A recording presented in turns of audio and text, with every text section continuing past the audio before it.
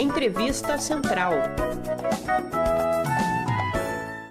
Hoje a Entrevista Central conversa com o médico Adriano Massuda.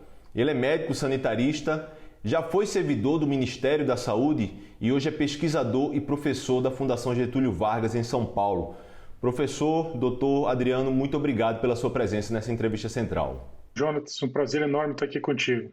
Doutor, os secretários de saúde dos estados brasileiros emitiram uma nota ontem onde eles pedem aos governos para realizar mais restrições em eventos, atividades religiosas e esportivas.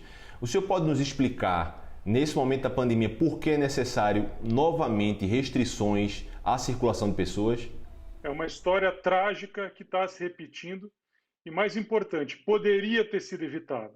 Uma doença transmissível, uma pandemia, ela é passível de tomar medidas mitigatórias para evitar a transmissão da doença e, assim, não ter uma pressão sobre o sistema de saúde e não ter mortes que podem ser evitadas. Enquanto a gente não tem tratamento, enquanto não tem a população vacinada, não há outra alternativa que não a tomada de medidas que a gente chama medidas não farmacológicas, que são medidas de restrição de mobilidade urbana. Para quê? Para que você tenha menos contato entre as pessoas e assim reduza a transmissão. Medidas de uso pessoal de máscaras, higienização, porque assim você também reduz a transmissão do vírus. Então, são as alternativas que nós temos no Brasil nesse momento para enfrentar a doença. E o senhor é pesquisador do Centro de Planejamento e Estudos em Gestão da Saúde.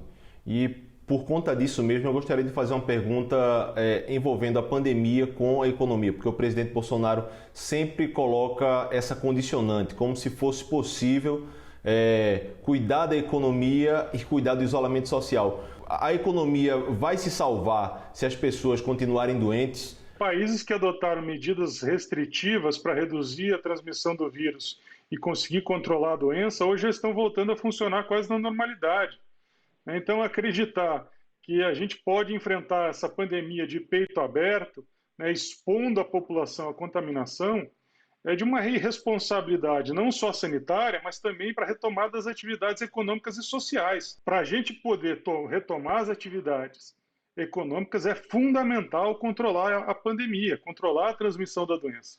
E, como eu disse, não há outra alternativa nesse momento que não a restrição da mobilidade urbana, para aí sim a gente reduzir a transmissão do vírus. Doutor, o SUS aguentou um ano de pandemia, mesmo com desinvestimentos, mesmo com menos verbas. O SUS aguenta 2021 como foi 2020, com o PEC dos gastos e com menos verbas para tratar da doença?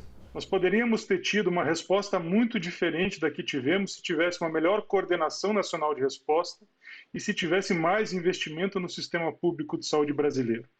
Com mais investimento no sistema público brasileiro, nós teríamos mais equipes trabalhando na atenção básica de saúde, nas equipes de saúde da família, nas unidades básicas de saúde. Essas equipes seriam fundamentais para tomar as medidas necessárias para a redução da transmissão do vírus em cada uma das localidades. Nós temos programas de saúde pública que são reconhecidos internacionalmente. O Brasil é um dos países que mais conseguiu avançar na imunização, na vacinação. Nosso programa de vacinação foi um dos melhores do mundo. Não é mais hoje, por conta desse enfraquecimento. Essas ações de saúde pública seriam fundamentais.